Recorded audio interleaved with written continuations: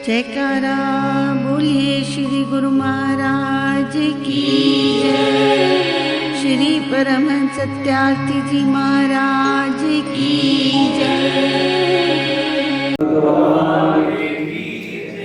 नगरी निवासी भगवान की, परमहंस सत्यार्थी जी महाराज की।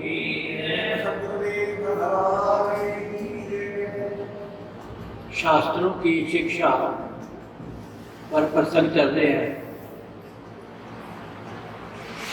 कि हमारे शास्त्र क्या कहते हैं, धर्म क्या कहता है, नीति क्या कहती है। वास्तव में जितने भी सत्य पर आधारित संप्रदाय हैं, शास्त्रों के एक सत्य को अपनाने के लिए अलग अलग संप्रदाय बन गए और उनका जो बेस है, उनका जो आधार है, वो मनुष्य को बनाया।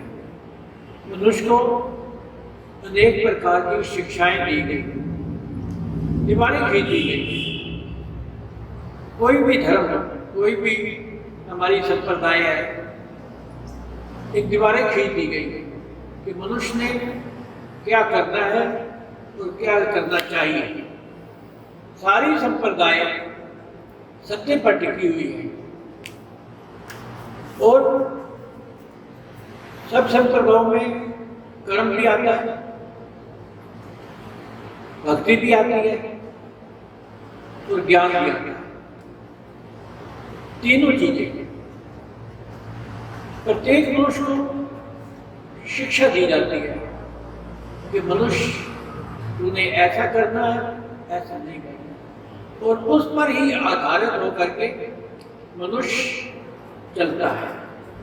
अलग अलग संप्रदाय हैं, कोई भी हो, हिंदू संप्रदाय हो या ईसाई संप्रदाय हो या सिख संप्रदाय हो या मोहम्मद की संप्रदाय, कोई भी संप्रदाय हो, सबकी अपनी अपनी पुस्तकें लिखी हुई हैं,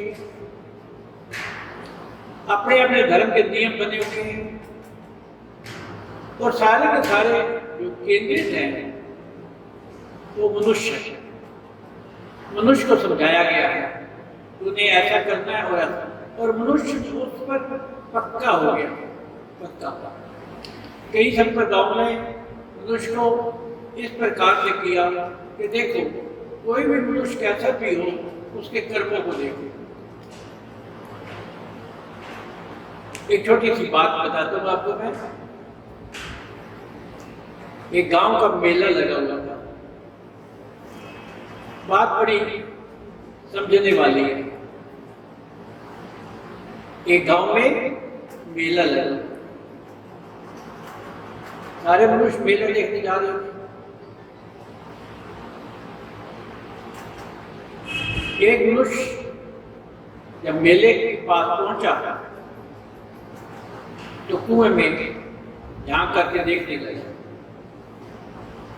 कुएं में जब उसने झांक करके देखा तो गिर गया, चिल्लाने लगा, बेचारा शोर मचाने लगा। पर उस आवाज में, मेले की आवाज में कौन सुनता है? आखिरकार एक बौद्ध धर्म को मानने वाला व्यक्ति वहां से निकला। उसने कुएं में से झांक करके देखा, एक मनुष्य चिल्ला रहा है, शोर मचा रहा है, बचाओ बचाओ कह रहा है, मुझे बाहर निकालो, मुसीबत में पड़ा हुआ मनुष्य और क्या कहता है, मुझे बचाओ। उसने सुना कि ये कह रहा है बचाओ। अब देखो, वो भिक्षु ने कुएं के ऊपर खड़े होकर कहा, जीवन तो नाशवान है, ये संसार में मनुष्य जीता है पर संसार इसके लिए बेकार है। ये दौलत मनुष्य को मिला है बेकार है, ये नाशवान है। तुम ऊपर आके क्या करोगे? अपने मुक्ति का साधन ढूंढो। मनुष्य चला जाता है, उसमें कुछ भी नहीं हो रहा था। ये संसार तो दुखों का भरा हुआ है। प्रत्येक संसार के प्रत्येक प्राणी दुखी है। बाहर निकल के तुम क्यों दुख में पड़ोगे? अपने जीवन को खत्म करोगे तो तुम्हें मोक्ष मिलेगा, मुक्त हो जाओगे। वरना ये संसार में बाहर निकल करके तुम दुख ही दुख है। दुख के अलावा और कुछ भी नहीं है। कहीं भी शांति नहीं है। लोग भागे जा रहे हैं, लोग दुखी हैं। इस प्रकार की उसको अनेक शिक्षाएं दी। ये कर्म है। तुमने पिछले जन्मों में ऐसे कर्म किए होंगे। किसी को कुएं में धक्का दिया होगा, आज तुम कुएं में हो।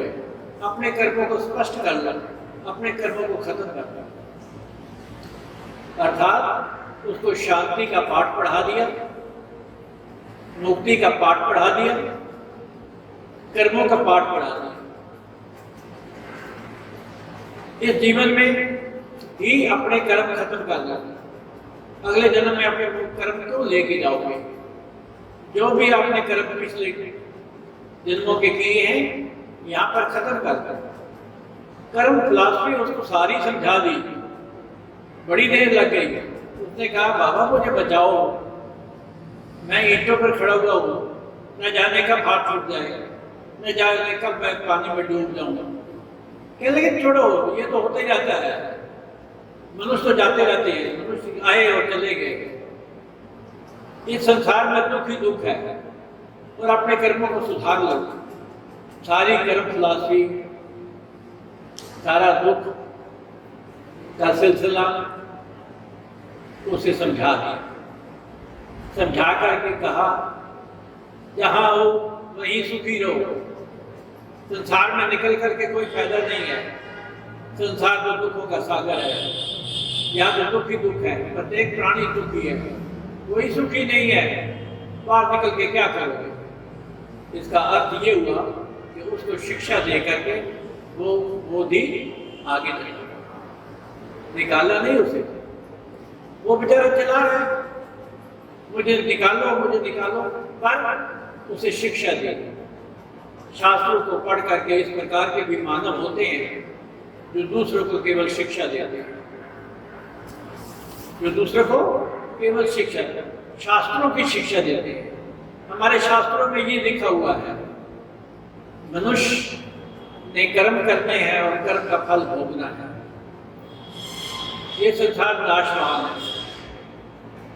शास्त्रों की सारी बातें उसे समझाना, परंतु देखो तो सही, वो बेचारा किस दुख में है, तुम उसके दुख का निवारण करो। नहीं भैया, शिक्षा से क्या बनता है? मनुष्य को बचाने की कोशिश करो, पर बचाना नहीं, उसको सारी की सारी शिक्षा दे दे कि संसार दुखों का सागर है। मनुष्य जैसे कर्म करेगा वैसे भोगेगा, तो तुम कर्मों को भोग लो।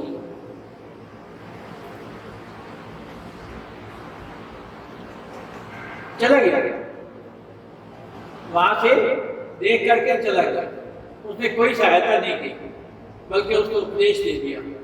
बहुत सारे मनुष्य संसार में केवल उपदेश ही देते हैं, प्रैक्टिकल वैसे कुछ नहीं। दूसरा आया एक और, सुन लो, वो नेता था। उसने भी आवाज सुनी। उसने कहा, अच्छा ये हम आंदोलन करेंगे, हर एक कुएं के ऊपर दीवार होनी चाहिए, हर एक कुएं के ऊपर ढक्कन होना चाहिए। हम सरकार को ये समझा देंगे, हम नोटिस देंगे। आदमी की कोई बात नहीं है, हमने इंसानियत को बचाना है, इंसान की कोई बात नहीं है। तुम मर जाओगे तो आंदोलन हमारा और आरंभ हो जाएगा, हम आंदोलन को और शुरू कर देंगे। आज संसार में आंदोलन ही है। आज संसार में हम यहाँ भी झंडा लेकर निकल जाएंगे, हम मानवता के लिए करेंगे, मानवता के लिए करेंगे। मानव की नहीं बात, मानव की बात नहीं है, हम मानवता के लिए करेंगे, हम शोर बचाएंगे, हम सरकार को कहेंगे कि मानवता को बचाओ, कुएं में हर एक कुएं के ऊपर जाल बिछना चाहिए, हर एक कुएं के ऊपर दीवार बननी चाहिए। हम ऐसा पैदा कर देंगे। वो भी वहां से पानी पिया और चला गया। मेले में पहुंचा, जाकर के स्टेज लगाई, 200 आदमी 400 आदमी को इकट्ठा किया और उनको सत्संग देने को क्या भाषण देना शुरू कर दिया कि देखो एक इंसान कुएं में डूब रहा है, हमने इंसान को नहीं देखना, हमें ये देखना है कि सरकार की क्या कार्य है। हर एक कुएं के ऊपर दीवार बननी चाहिए, हर एक कुएं के ऊपर जाल बिछना चाहिए, ताकि ऐसा कोई भी मनुष्य बाद में मरे नहीं। अगर एक मनुष्य मरता है तो कोई बात नहीं, पर इंसानियत को बचाना है, हमने इंसान की जाति को बचाना है और उसके लिए आंदोलन चाहिए। मेरे साथ आओ, मैं आंदोलन करता हूँ। बड़ी बातें की गई उसने। वो कहता है आंदोलन का क्या करूं, मैं तो मर रहा हूं, मैं तो कुएं में डूब जाऊंगा, तो तुम आंदोलन की बातें करते हो। कहते एक आदमी के जाने से कुछ नहीं होता। हमने इंसान को नहीं देखना, हमने इंसानियत को देखना है। हमारे शास्त्र ये कहते हैं कि इंसानियत को देखते। इंसान का क्या है, आज आया कल चला गया, इसका क्या उम्र होती है, कुछ नहीं होती। तुम मरते हो तो मरते हो, चला गया। तीसरा व्यक्ति एक संजन, एक महात्मा, वो भी किसी संप्रदाय से था। अलग अलग संप्रदाय हैं और अलग अलग संप्रदायों के अलग अलग नियम हैं, अलग अलग संप्रदायों की अलग अलग शिक्षा। परंतु प्रत्येक संप्रदाय मनुष्य को मनुष्यता से सिखाती है, इंसान को इंसानियत सिखाती है। तीसरा एक महापुरुष, एक महात्मा कुएं पे गुजरा, उसने आवाज सुनी,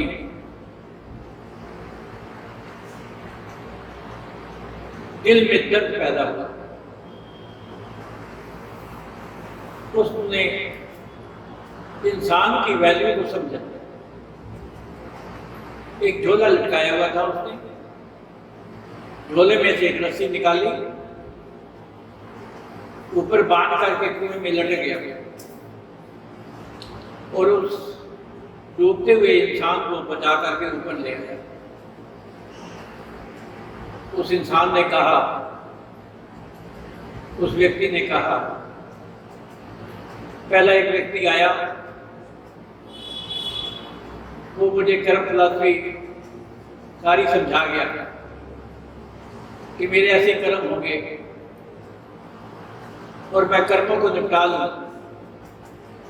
डूबता हूं तो कोई बात नहीं, अगला जन्म अच्छा मिलेगा, ये कर्म मेरे खत्म हो जाएंगे।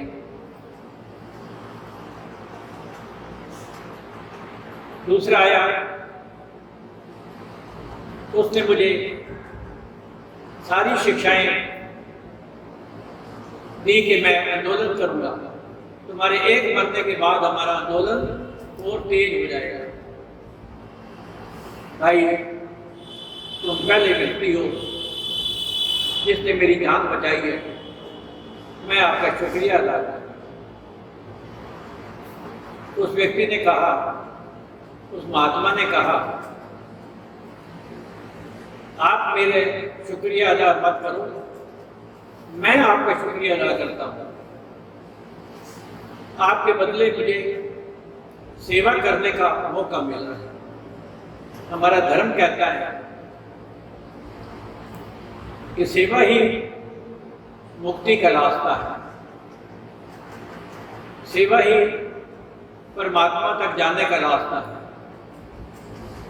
सेवा से ही हमें मोक्ष मिलता है। इंसान इंसान की सेवा नहीं करेगा तो और कौन करेगा? अगर इंसान की जानवर सेवा कर सकते हैं,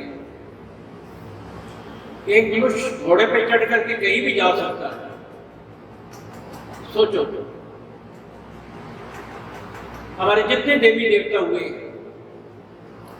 उनके वाहन जानवर देखे हमने। माता वैष्णो देवी शेर पर चढ़ी हुई है, शिव भगवान हमारे बैल पर चढ़े हुए हैं। कहने का अर्थ ये है कि अगर इंसान इंसान के काम नहीं आएगा, सेवा ही एक परम धर्म है। सेवा से ही हमें मोक्ष मिलता था। हमारी पुस्तक कोई भी धार्मिक हो,